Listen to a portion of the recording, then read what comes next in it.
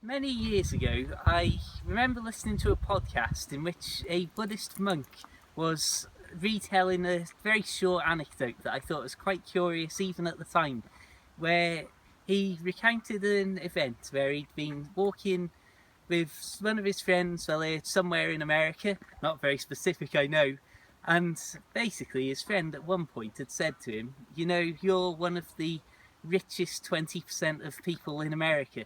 To which the monk replied, but I'm a Buddhist monk and I literally don't have anything. His friend responded by saying, exactly, 80% of Americans are actually in debt. And I thought that was a curious thing to begin with.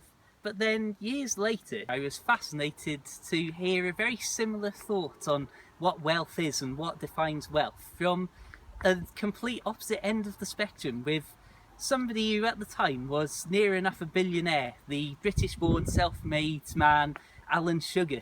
And he basically was talking about wealth, and they were talking about rich lists and things like that. And he questioned the value of having a list of the richest people and how rich they truly were.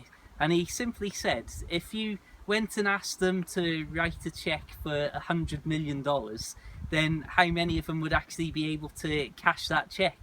And it just, to me, was quite an interesting thing when I put those two ideas together, one from the Buddhist monk with nothing, the other from the businessman with hundreds of millions of pounds in the bank. They both had very similar attitudes towards the actual value and, well, what actually defines wealth and possibly success. Anyway, I just thought that was a sort of interesting thought.